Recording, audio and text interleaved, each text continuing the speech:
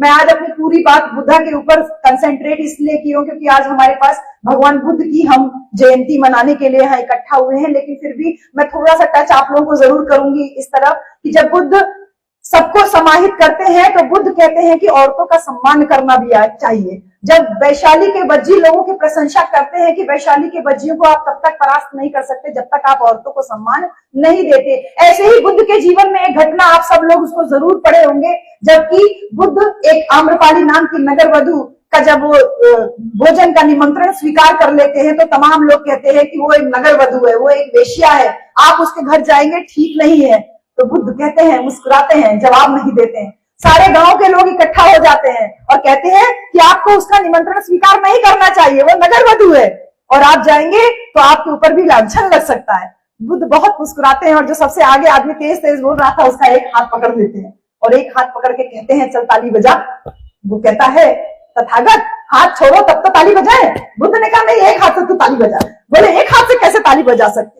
कितना प्रैक्टिकल है बुद्ध को ये समझाने का सिद्धांत कि औरतों का सम्मान कैसे करना चाहिए। बुद्ध कहते हैं कि ये कैसे मान लो कि तेरा एक हाथ बना है तो एक हाथ से ताली नहीं बजा सकता, तो ये कैसे मान लो कि तेरे समाज में केवल एक औरत करप्ट है, औरत करप्ट है, इसका मतलब तेरे समाज के पुरुष जरूर करप्ट होंगे, इसलिए उस औरत को करप्ट ना पड़ा। इतना बड़ा सिद्धांत हमको ज्योतिबा फुले का वो सीधे सिमिलैरिटी नजर आती है। जब ज्योतिबा फुले और माता सावित्रीबाई फुले की कोई संतान नहीं होती तो ज्योतिबा फुले के अपने ससुर, अपने खास ससुर कहते हैं कि मेरे घर में एक पुत्री और है, तू उनसे शादी कर ले जिससे तुझे बच्चा हो जाएगा।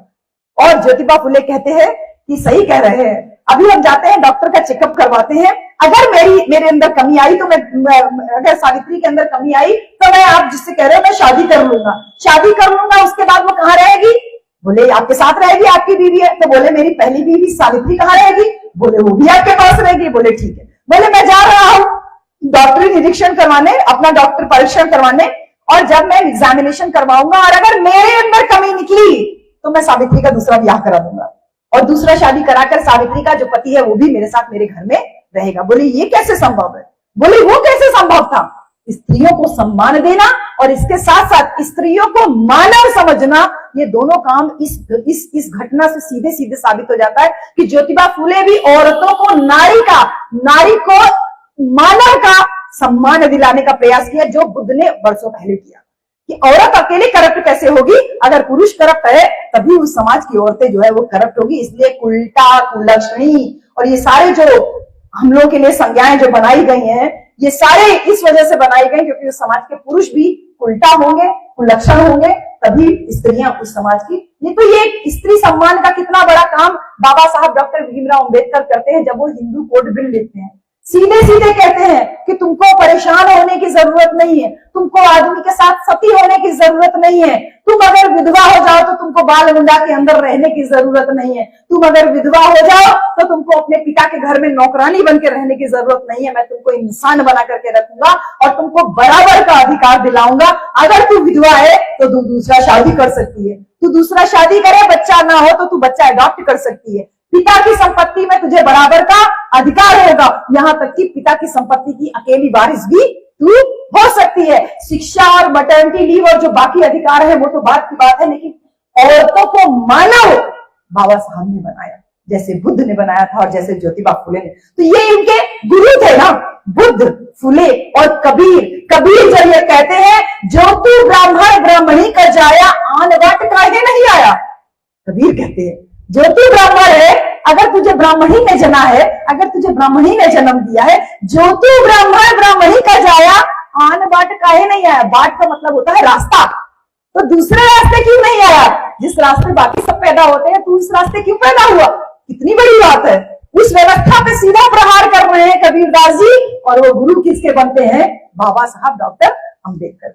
वो कहते हैं उनके गुरु कबीरदास जी, लाडू लावन लापसी पूजा चढ़ल अपार, पूजी पुजारी ले गया मूरत के मुछार। तो कहते हैं कि क्या चढ़ाते हैं आप? लड्डू चढ़ाते हैं, किसी भी भगवान का पूजा करते हैं। लाडू लावन लापसी, लापसी का मतलब होता है हलवा। आपने हलवा चढ़ाया, लड्डू चढ़ाया, पूजा चढ़ा लपा, उसके ऊपर पैसा चढ़ाते हो, सेब चढ़ाते हो, संतरा चढ़ाते हो, केला चढ़ाते हो। पूजा चढ़ा लपा, पूजी पुजारी ले गया।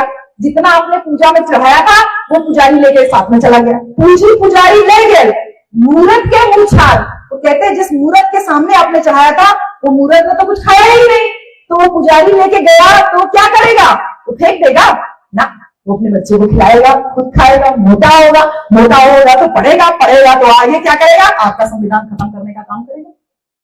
कितनी बड़ी वार्निंग दे रहे हैं, कितनी बड़ी वार्निंग दे रहे हैं कबीर दास जी उस समय 14वीं शताब्दी में। वो खड़े होकर बोल रहे हैं कि पाथर पूजे हरि मिले तो मैं पूजू। हाय, हम अपने बनारस में देखते हैं सबसे ज्यादा जो टूरिस्ट आते हैं वो साउथ इंडिया के आते हैं, बाल मुड़ी औरतें नंगे पांव हैं, एकदम चली आ रही, कहां जा रहे हैं डुबकी लगाने। कहते हैं कबीर दास जी, क्या कहते हैं कि मलमल धोए शरीर को, धोए न मन का मैल, और नहाए गंगा गोमती रहे बैल के बैल। ये कबीर दास जी कह रहे हैं, मलमल धोए शरीर को धो रहे, शैम्पू लगा रहे, पाउडर लगा रहे हैं, साबुन लगा रहे, मलमल धोए शरीर को, धोए न मन का मैल। वो मन का मैल तो धुला ही नहीं, मन में तो घृणा भरी हुई है, मन में तो जाति भरा हुआ है, मन में तो हेट्रेड भरा हुआ है एक पर्टिकुलर धर्म के प्रति। मलमल धोए शरीर को, धोए न मन का मैल, नहाए गंगा गोमती। चले आओ हमारे बनारस गंगा नहाने, नहाइए गंगा गोमती। रहे बैल के बैल, तो तुम बैल के बैल ही तो हो। जब अपने मन का मैल नहीं धोने का प्रयास कर रहे हो तो शरीर को धो के क्या करोगे, अगले दिन फिर पसीना होगा, शरीर फिर गंदा हो जाएगा। और बुद्ध इस बात को पहले ही कह देते हैं कि शरीर जो है वो बीमारियों का और गंदगियों का पुलिंदा है। जब प्रकृति जान नाम की चंडालिन को वो उपदेश करते हैं कि नाक में नाक भरी रहती है, आंख में कीचड़ आता है, मुंह में थूक भरता है, लाल भरता है, कान में खोट आता है, क्या तुझे पसंद है, इस शरीर में तुझे क्या पसंद है जो तू आनंद के पीछे पड़ी हुई है। तो जब पूरा बता देते हैं कि शरीर तो गंदगियों का पूरा भंडार है, वो ढेर है, वो ज्ञान प्राप्ति होती है, प्रकृति नाम की चंडालिन बुद्ध की शरण में आ जाती है। ये ज्ञान था बुद्ध का, ये देशना थी बुद्ध को, यानी असहमति को सहमति में बदल देना, ये बुद्ध के सिद्धांत से कबीर ने सीखा। और वही सिद्धांत बाबा साहब डॉक्टर अंबेडकर ने सीखा कि तुमसे हम वाक्य युद्ध नहीं करेंगे, तुमसे हम जबान से लड़ाई नहीं करेंगे, तुमसे हम संविधान से लड़ाई करेंगे। संविधान देकर के सबको एक बराबर का अधिकार देकर के, सारे राजाओं की, जो राजा बनने के लिए रानी के पेट की जरूरत पड़ती थी, सारी रानियों की एक लाइन से नसबंदी कर दी बाबा साहब ने, वोट का अधिकार देकर। कहा वोट का अधिकार देकर के अब राजा बनने के लिए रानी के पेट की नहीं बल्कि वोट की जरूरत पड़ी। ये बराबरी का सिद्धांत ला के देते हैं हमको बुद्ध के बाद बाबा साहब, जब वो कहते हैं कि असहमति किसी के साथ आपकी हो सकती है, लेकिन असहमति को सहमति से, प्रेम से बोल करके कहते हैं, ऐसी वाणी बोलिए मन का आपा खोए, औरन को शीतल गए आपम शीतल हो। ये जब कबीर दास बोलते हैं तो कितनी बड़ी बात बोलते हैं कि ऐसी वाणी बोलिए, यानी वाणी से आप प्रभावित कीजिए। जैसे डाकू अंगुलीमाल को बुद्ध ने प्रभावित किया। डाकू अंगुलीमाल को क्या बोला था बुद्ध ने, क्या कब बोला था? अंगुलीमाल कहता है रुक जा, ठहर जा। राजा थे, क्षत्रिय वंश में थे, तो बुद्ध को इतना तो समझ में आ रहा था कि अभी आवाज दूर से आ रही है, अंगुलीमाल दूर है। बुद्ध जैसे 2 कदम आगे बढ़ाते हैं तो पत्तियों की चारों पर से वो फिर अंगुलीमाल अंदर से कहता, मैं कह रहा हूं रुक जा, ठहर जा, तू मान नहीं रहा है। बुद्ध मुस्कुराते हैं 2 घड़ी और फिर 2 कदम आगे बढ़ाते हैं, तो वो डाकू अंगुलीमाल तलवार लेके सामने आ जाता है। मैं तुझे कब से कह रहा हूँ रुक जा, तुझे भय नहीं लगता, मैं तुझे मार डालूंगा, तुझे कब से रुकने के लिए कह रहा हूँ, तू रुकता क्यों नहीं है? और भगवान बुद्ध मुस्कुराते हैं उसके सामने और यही बात बोलते हैं, मैं तो कब का रुका हुआ हूँ, चल तो तू रहा है। जब वो ये बात कहते हैं कि मैं तो कब का रुका हुआ हूँ, चल तो तू रहा है, ऊपर से नीचे तक रोंगटे खड़ा हो जाता है अंगुलीमाल का। वो कहता है भगवान मैं कहाँ चल रहा हूँ, मैं तो खड़ा हूँ, आप 2 कदम चल के आगे बढ़ रहे हो। तो बोलते हैं कि मैंने तो अपने मन से राग को, तृष्णा को, मोह को, लोभ को, क्रोध को सब बस में कर लिया है, तो मेरा चित्त तो निर्मल है, ठहर गया है, मैं तो ठहरा हुआ हूँ, लेकिन तेरे मन में तो लालच है, चल तो तू रहा है। और वही एक यही बात थी कि अंगुलीमाल पैर में गिर जाता और कहता कहीं आप तथागत बुद्ध तो नहीं है, आप जाइए। बुद्ध कहते हैं मैं जाने के लिए नहीं आया हूं, मैं तुझे रोकने के लिए आया हूं। और वही क्षण होता है जब अंगुलीमाल भी परिवर्तित होता है, और इतना परिवर्तित होता है कि जब वो राजा आता है अंगुलीमाल को खोजते हुए कि पता चला कि वो चीवर लेकर के भिक्षाटन कर रहा है, और वो राजा अंगुलीमाल को भी दे करके, दान वगैरह दे करके जब चला जाता है तो बुद्ध से कहता है आप सावधान रहिएगा, डाकू अंगुलीमाल को मैंने नगर में भिक्षाटन करते हुए देखा और वो चीवर पहन के भिक्षाटन कर रहा है, तो किसी दिन आपको कोई हानि ना पहुंचा दे। तो बुद्ध हंसते हैं, मुस्कुराते हैं और राजा से कहते हैं रुकिए। अंगुलीमाल को बुलाते हैं और अंगुलीमाल को सामने कहते हैं ये देखिए ये है आपका अंगुलीमाल। राजा डर जाता है, तलवार निकाल लेता है। अंगुलीमाल कहते हैं कि ये जितना भी आपने दान किया है, ये दान किया हुआ चीज इसकी मुझे कोई जरूरत नहीं, क्योंकि मुझे ये पता चल गया है कि मुझे शरीर ढकने के लिए सिर्फ यही एक कपड़ा जो चीवर है इसकी जरूरत है, और मेरे हाथ में जो भिक्षा पात्र है उतना ही मुझे खाना खाने के लिए इतने बड़े पात्र की जरूरत है। इसके अलावा आपने जो कुछ दिया है ये भिक्षु संघ को दान कर दीजिए, ये मैं नहीं लूंगा। और ये परिवर्तन होता है उस राजा का एक डाकू के प्रति। तो असहमति को सहमति में बदलना बुद्ध ने सिखाया, और बुद्ध से कबीर ने सीखा, और कबीर से ज्योतिबा फुले ने सीखा, और ज्योतिबा फुले से बाबा साहब डॉक्टर भीमराव अंबेडकर ने सीखा। और जब बुद्ध ये कहते हैं कि मैं तुमको बुद्ध बन के आया हूं, बुद्ध का मतलब होता है बुद्धि, बुद्धि का मतलब होता है विद्या यानी ज्ञान। मुझे ज्ञान हुआ तो मैं सिद्धार्थ से तथागत बना, मैंने तथ्य को आगत किया यानी सत्य को जान लिया, इसलिए मुझे तथागत कहा गया।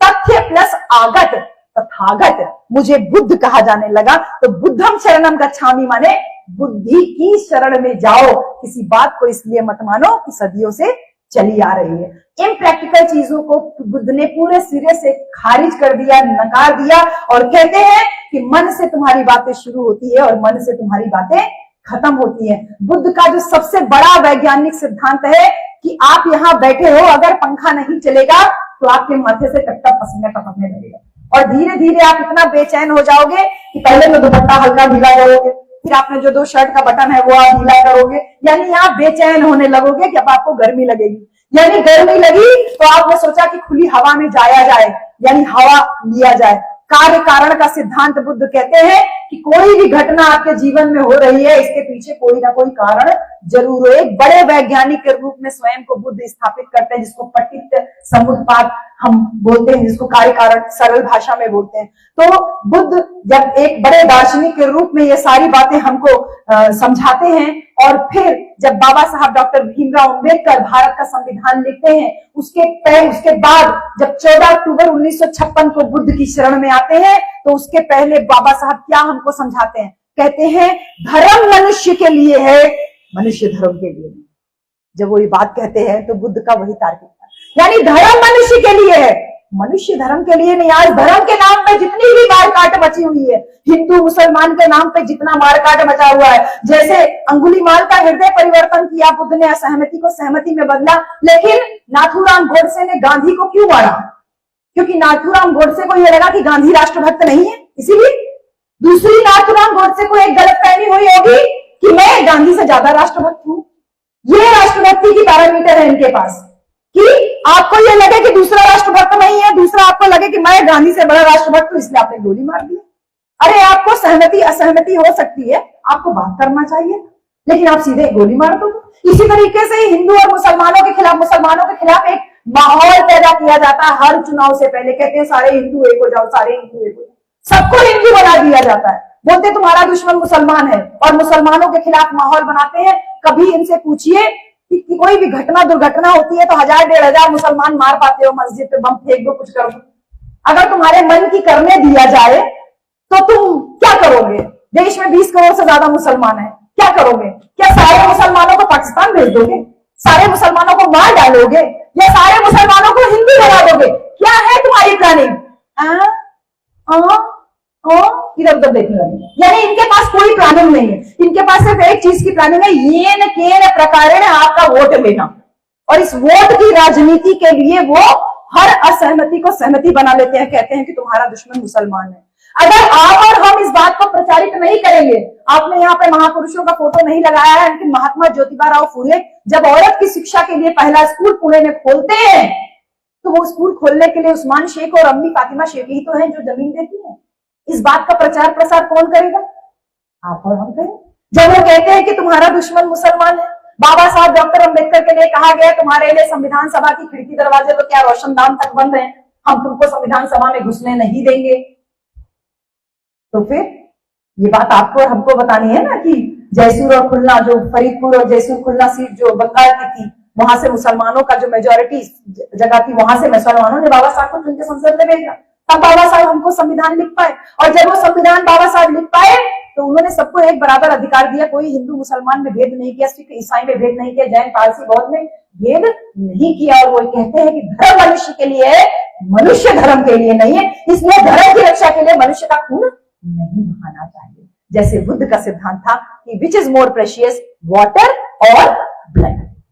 वो सीधा सिद्धांत बुद्ध का बाबा साहब अपनाते हैं और कहते हैं कि जो लोग इस पे बात करते हैं, जो तमाम कथावाचक हम लोग के अगल बगल लगे हुए हैं, हर चुनाव से पहले हमारे लोगों के दिमाग में, यहाँ तक कि जो स्वयं को बुद्धिस्ट कहते हैं, उनके घर में भी हमने देखी है कि गणपति को आप बहुत अच्छे से स्थापित करते हैं, क्योंकि धीरे धीरे करके भगवान बुद्ध का प्रभाव, बाबा साहब की क्रांति का प्रभाव कम होता जा रहा है, क्योंकि जिन लोगों का धम्म का उपदेश करने का जो था काम, वो बेशक लोगों के बीच में पहुंच नहीं रहे, और वो कथावाचक लगातार पहुंच रहे हैं। और वो कथावाचक क्या कहते हैं कि माया है, रुपया पैसा में क्या लिखा, क्या रखा है, और वो खुद कथावाचक कथा कहने का 5 लाख रुपया लेते हैं। वो कथावाचक आएंगे, कहेंगे तुमको नीली चटनी खाना चाहिए, तुमको पीली चटनी खाना चाहिए, तुमको हरी चटनी खाना चाहिए, लाल चटनी की यही सारी कृपा रुकी हुई है, और हम मूर्ख अविद्या वाले हम उनकी बात मान लेते हैं। भगवान बुद्ध की बातों को बाबा साहब जब आगे बढ़ाते हैं तो यही कहते हैं कि धर्म की उत्पत्ति कहां से हुई, पृथ्वी की उत्पत्ति कहां से हुई, सूरज कहां से हुआ, ये सब कहां से हुआ, ब्रह्मांड की उत्पत्ति कहां से हुई। बुद्ध कहते हैं इन सब बातों में टाइम वेस्ट मत करो। बाबा साहब भी ये कहते हैं बुद्धा एंड कार्ल मार्क्स में कि धर्म की उत्पत्ति कहां से हुई, इन सब की उत्पत्ति कहां, इस पे दिमाग मत लगाइए। धर्म मनुष्य के लिए है, मनुष्य धर्म के लिए नहीं है। और इस धर्म का क्या काम है, जो बुद्ध ने अपना जो पहला उपदेश किया था, क्या दिया था, 4 आर्य सत्य। दुख है, दुख का कारण है, निवारण है, निवारण के उपाय है। यानी दुख और सुख को सहना सिखाया बुद्ध ने। बुद्ध ने धर्म की तरफ भागना नहीं सिखाया। धर्म की उत्पत्ति कैसे हुई, भगवान कहां से बने, ये कहां से, बुद्ध इस पे दिमाग नहीं लगाते। बुद्ध कहते हैं कि तुमको अपने दुख का कारण स्वयं जानते हो कि तुम किस बात से दुखी हो, और तुम ही उसको दूर भी कर सकते हो। अष्टांगिक मार्ग जब बुद्ध देके जाते हैं तो कहते हैं कि तुम सुख और दुख तुमको सहना सीखना है इस जीवन में। ये बुद्ध का सबसे बड़ा उपकार था, परोपकार था इस लोक कल्याणकारी राज्य को बनाने के लिए। जब बुद्ध कहते हैं पाणाति पाता वेरमणि, तो एनिमल की जो जानवरों की जो बलि दी जाती थी उस पर प्रतिबंध लगाने के लिए कहते हैं। ये नहीं कहते हैं कि तुम्हारे गाल पे मच्छर काटे तो उसे कहो भैया जाओ ना। तुरंत कोई आपको काटे यानी आपको कोई छेड़े तो तुरंत उसका इलाज थप्पड़ ही होना चाहिए। और इस बात को भी सिद्ध करते हैं बाबा साहब डॉक्टर अम्बेडकर कहते हैं, जब बुद्ध कहते हैं बुद्धम शरणं गच्छामि, धम्मं शरणं गच्छामि, संघं शरणं गच्छामि, इस बात को बाबा साहब भी कहते हैं शिक्षित हो, संघर्ष करो, संगठित हो। और जब साहब कांशी राम आते हैं तो वो क्या कहते हैं, कहते हैं ब्राह्मण की गोली से, ठाकुर की गोली से, बनिया की झोली से अगर बचना है तो टोली बना लो, टोली बना लो, यानी एकता बना लो, एका बना लो। कितनी बड़ी बड़ी बातें कह के गए आपके और हमारे महापुरुष, लेकिन हम सारे लोग साल दर साल जयंती आयोजित करेंगे। आज मैं यहाँ खड़ी हूँ, अगले साल आप कोई और अच्छा वक्ता बुला लाओगे, वो यहाँ आके खड़ा होगा, बोलेगा, बोल के चला जाएगा। यही सारे लोग पिछले साल भी थे, यही सारे लोग इस साल भी है, यही सारे लोग अगले साल भी होंगे। इस भीड़ को अगर आप इजाफा नहीं करोगे, यानी अपनी अगली जनरेशन को ऐसे कार्यक्रमों में नहीं लेकर के आओगे, तो उनका विचार परिवर्तन कैसे होगा। हम आपको ताली बजाने पे क्यों रोक लगाए, इसलिए कि हम विचार परिवर्तन के लिए निकले हैं।